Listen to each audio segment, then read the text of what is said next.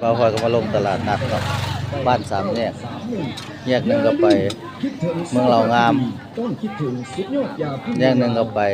ท่าแตงเนาะซอดใส่เสียกองหมดแล้วตอนนี้เราพอยก็มาแวะลงตลาดนัดแคมทางบ้านสามแยกหน่อยนึงเนาะเพียงเนาะสบายดีตอนเช้าก็สุขุสุขคนเพียงเนาะเป็นตลาดนัดตอนเช้านะเพียงเนาะสายทางยาวสายทางยาวเหยียดเนาะเนาะอันนี้คืองานตลาดนัดบ้านสามแยก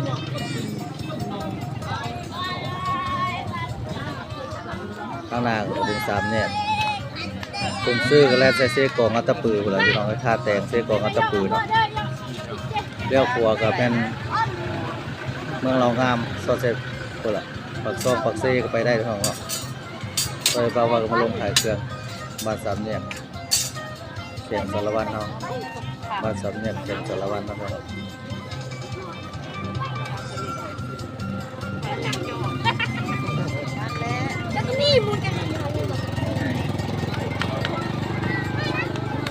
เป็นค่าเศร้าขายกันหลายแล้วเพื่อนเนาะของแท้เด้อตัวนี้ของแท้พี่น้องของแท้ได้ไส้ดีไส้ดีของแท้อีหลีไส้ดีพี่น้องเลยกาดำมาจากนครหลวงเวียงจันทน์เนาะท่านที่มีปัญหาทางด้านสุขภาพฟังทางนี้สุดยอดสมุนไพรยาพื้นเมืองลาวมียาดีมานำเสนอให้กับท่านเป็นก็เบิ่งตลาดพี่น้องขายแบบธรรมชาติเนาะพักเหนืออาหารการกินแบบธรรมชาติปลูกแล้วก็มาขายเลยพี่น้องเลยเป็นค่าเช้าขายเม่นยังอ่ะเนี่ยเม่นยังอ่ะเนี่ยฮะกระเทียมไข่ว่ะโอ้บ่าวพลอยบ่ฮู้ว่าเป็นหยังได้ขายดีบ่ได้ขายดีอยู่บ่ขายดีเนาะลงทุกมื้อวะทุกมื้อเนาะทุกเสาร์ทุกศุกร์เนาะโอ้เอามันๆเด้อเฮงๆๆปังๆล่ำๆรวยๆบ่สุขสุขคนงานตลาดนัดเนาะเนาะตลาดบ้านสามแยกแข่งสารวัตรเมืองหยังเนี่ยเมืองสารวัตรแข่งสารวัตรเนาะพี่น้องเนาะตอนนี้บ่าวพลอยก็มาแวะพักผ่อนรถหน่อยนึงขายผ้ากายดำคือเก่าหั่นแหละไปไกลมาแวะก็บ่ได้แวะจักเทื่อมาก็บ่เห็นมื้อนี้ก็เลยว่ามีนัดก็เลยแวะพักผ่อนจากรถหน่อยนึงเนาะพี่น้องเนาะค่าเช้าขายก็มันก็หลายพี่น้องแบบธรรมชาติมีผักมีเนื้อมีอะไรทำไมหลายๆเอาพี่น้องมากล้วยบักเบี้ยบักบวบเพื่อแบบธรรมชาติปลูกแล้วเก็บมาในสวนมาปลูกเลยพี่น้องเอ้ยแบบธรรมชาติกินแบบธรรมชาติอยู่แบบธรรมชาติพี่น้องเนาะเป็นชนบทกับว่าแม่นเนาะตลาดชนบทกับว่าแม่การปิ้นพวกสุขภาพของทานเส้นยาพวกกระเพาะอักเสบบ้านสามแยกเมืองสารวัตรเขียงสารวัตรนะครับบิดสะดวกมีหลายอย่างเป็นกระเพาะเส้นประสาทกระเพาะทุกชนิดยาพวกร่มคอไข่ร่มเส้นร่มทุกชนิดยาพวกในน้ำอักเสบนิ้วทุกเหี่ยวนิ้วทุกปียาพวกโรคเบาหวานธรรมดาและเบาหวานแตกเปื่อยยาพวกความดันเลือดสูงไขมันโบกเส้นเลือดตังส่งยาดีลดขาวธรรมดาและลดขาวคันยาฟอกเลือดประจำเดือนหมอพ่อก็สิรอว่าเพิ่นขายอย่างเงี้ยเนาะ งายตึงเลยบ่แหละมากไข่ยาปูประสาทลอยมือแม่แล้วมาไม่ไปเป๋บ่แน่ให้พ่อสอนคนเราเพิ่นขายหยังกันแน่พี่น้องมีหยังขายแน่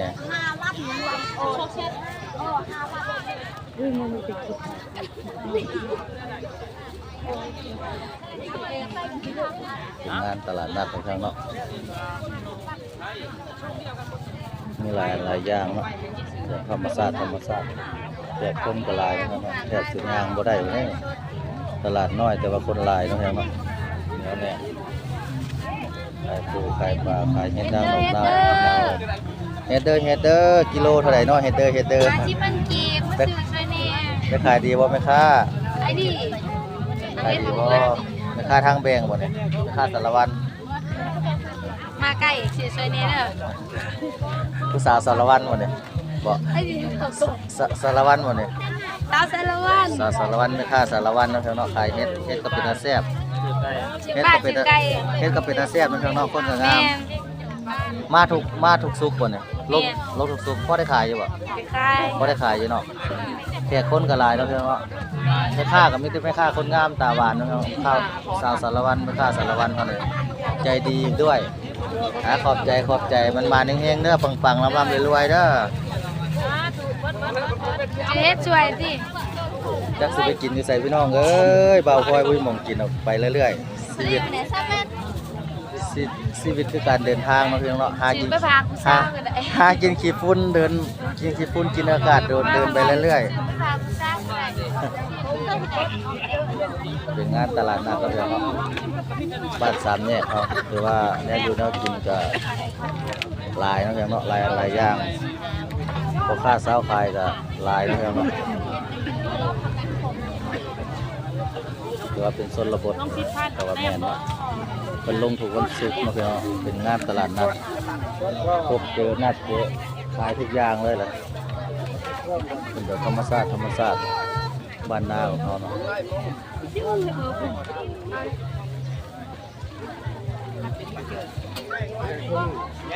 นะ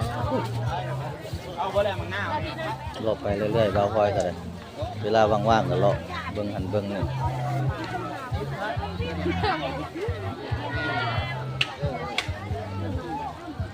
ขายดีบ่ขายดีบ่ ขายบ่ได้ขาย ลงทุกวันศุกร์บ่ลงทุกวันศุกร์อ่ะลงทุกวันศุกร์เนาะคือว่าพ่อค้าสาวขายก็หลายเนาะลูกค้าก็หลายแตกยางตะสอนเนาะขอบใจ คนยาง มันมา คนบ่มี มันมานได้เด้อสู่ต่อไปมันมานเฮงๆปังๆร่ำๆรวยๆชีวิตพ่อค้าต้องสู้ต้องอดทนนะพี่น้องเนาะได้ก็ขายบ่ได้ก็ขายเดินทางกินขี้ฝุ่นไปเรื่อยๆแต่ละเมืองแต่ละแขงคือบ่าวพลอยแหละไปเบิดทุกเมืองทุกแขงตอนนี้บ่าวพลอยก็ฮอดเมืองสารวัตรแขงสารวัตรเฮาแล้วเนาะลงรถตลาดนัดบ้านสามเนี่ย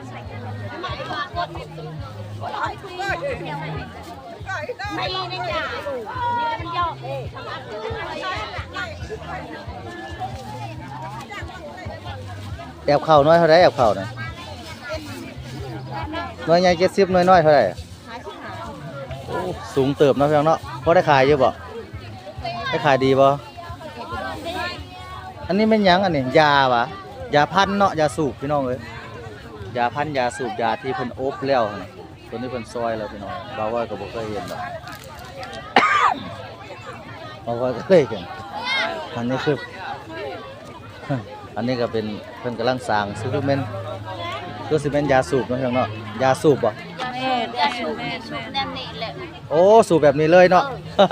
สุดยอดเลยเนาะ ยอดเฮ้ย โอเคเลยแซ่บบ่แซ่บเนาะบ่กินข้าวก็ได้เพิ่นว่า แม่นพันว่า บ่กินข้าวก็ได้เนาะคันได้ดูดบ่กินข้าวก็ได้แม่ค้าสารวัตรเนาะเพิ่นว่าปลูกเองดูดเองบ่เนี่ย แม่ ปลูกเองดูดเองเลยพี่น้องเพิ่นว่าพุทธาขายน้ำสูบไปน้ำพี่น้องเลย บ่มีเดี๋ยวเพิ่นชื่อน้ำคอยเคยมี ข่อยมีข่อยก็บ่ได้ซื้อเนาะเพิ่นละบ่มีเพิ่นได้ซื้อเนาะ แม่น ดูดกันแซ่บคือกันเนาะพี่น้องเนาะขอบใจมันๆเฮงๆปังๆเด้อดูดน้ำขายน้ำให้เจ้าหมานเด้อขอบใจตอนนี้ก็สบายดีพี่น้องเพราะว่าลูกค้าก็เริ่มห่างหายเนาะพี่น้องเนาะเพราะว่าตะเวนก็เริ่มสวยแล้วเนี่ยลูกค้าก็เริ่มห่างหายแล้ว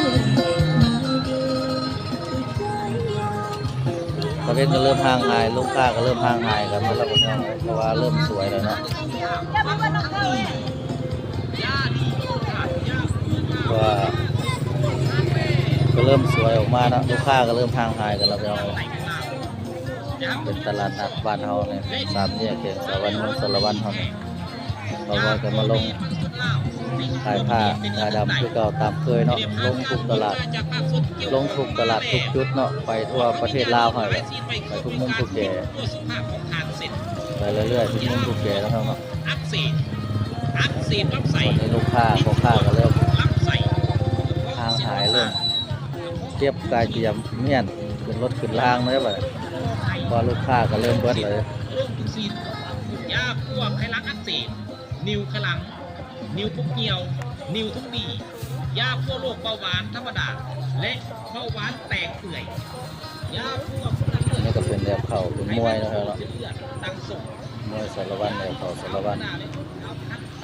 ยาพวก คือว่าเนื้อผ้าเพิ่นก็เอามาขายเนาะ จงเสียเด็ดมุกลูกยาพวกน้ำทั้งสี่ ขายดีบ่เจ้ขายดีบ่มวยเจ้าขายน้อยเท่าไหร่หวดเนี่ยป้าหวดเจ้าขายน้อยเท่าไหร่3,000ราคาส่งจะส่งเท่าไหร่ ยาพวกเศษของหายใจยาก หวดคือลดหน่อยครับ หอบหืดที่เจอหัวใจวายหัวใจผิว ได้ขายดีอยู่บ่ ยาพวกก้น บ่ได้ขายอยู่เนาะ คายเลือดออก ขายไปเรื่อย ยาพวกประสาทรวม ชีวิตพ่อค้าแม่ค้า ลดสัตว์ยาดีข้าวเหนียวข้อใหญ่ข้อกินเลือด ลูกค้าก็เริ่มห่างหายแล้วพี่น้องเอ้ยสวยละ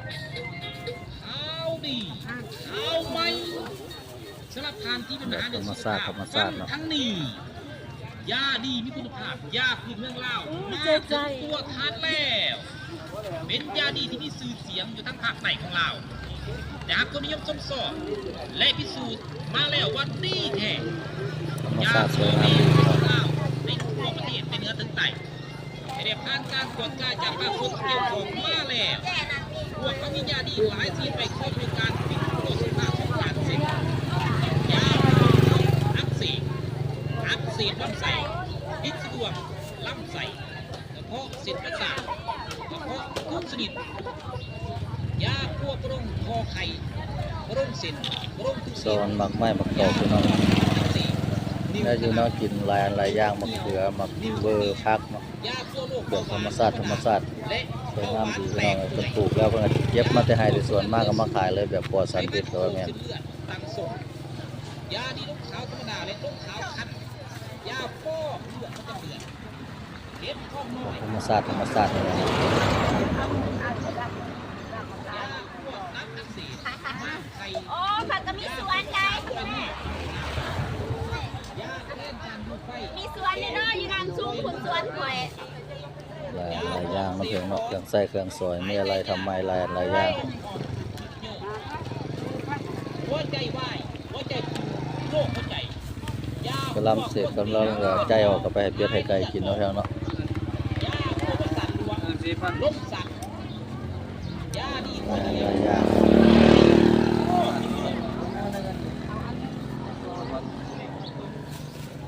เอาบ้างกับบ้านหนึ่งกอบ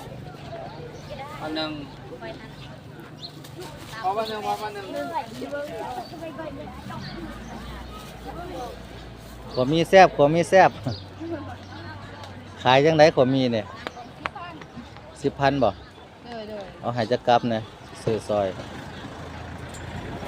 จะขายดีอยู่บ่บ่ได้ขายอยู่เนาะมาแต่เช้าพุ่นบ่คนคือสิหลายเนาะมื้อเช้านี่เนาะ สวยจะเบิด โอเคเอาขอบใจแป๊บเดียวจ่ายเงินให้ไว้ในก่อนก็ได้จะมาจ่ายเงินให้เด้อไปมันสุดนี่ก่อน เราลงไม่ค่าขาย10 บาทหนึงก่อนสบายดีได้ขายดีบ่เฮ็ดจังได๋มีแต่แม่ค้าบัดผู้ซื้อเมื่อเบิดล่ะ ซื้อมาบ่แล้วยังแต่ไม่ค่าแล้วบัดนี้ ยังแต่แม่ค้าผู้ซื้อเมื่อเบิดล่ะเนาะ ไม่ได้กับอาศัยผู้ทายฮูปนี่แหละพอได้ซื้อซอยนี่ จักสิไปกินอยู่ใส่พี่น้องเอ้ยบุยหมองกินไปเรื่อยๆจังซี่แหละคิดอยากอยู่แต่ว่าสิปิ้งสิกินยากมีแต่ส่วนหลายซื้อของแห้งเลยกินพักผ่อนไปเรื่อยๆแม่น แนวไหนสุด ตลาดไปแต่ตลาดตะลี่ลงไปจังซี่แหละ ตลาดบันแดงเป็น ตัวนี้เป็นบ้านแบงเนาะแข่ง มื้ออื่นตลาดนาไซมื้อ นาไซโอ้ใหญ่ที่สุดเด้อหั่นตลาดบึงไซเนาะตลาดบึงไซใหญ่ที่สุดในมือนี่ มื้อวันอาทิตย์ตลาดนาไซ วันอาทิตย์ว่าคือวันเสาร์ โดยวันเสาร์นาไซวันอาทิตย์บุญไซ แม่นเลยเนาะ โดย โอ้แม่นเป็นวันอาทิตย์เนาะขอบใจโชคหมานร่ำรวยเด้อเฮงปังวันอาทิตย์เป็นวันอาทิตย์เนาะบึงไซเนาะค่อยลงนะโอเควันอาทิตย์หน้าเป้าหมายสิมาเจอกันที่บึงไซเด้อสิไปเมืองโขงก่อนสิลงเมืองโขงก่อนไปลาวงาม ตลาดใหญ่ สิไปลาวงามแล้วสิเมื่อเมืองโขงกินนากระสังยังสิกลับมาบึงไซวันอาทิตย์เจอกัน ตลาดอาทิตย์ เพื่อนกับน้องหมดเลย สาว ลูกสาวอ่ะหน่อยลูกสาวคืองามคนแม่บัดนี้ แนวเลือดพอพันหลาย แม่นวะ เอาไปแก๊สบ่โดย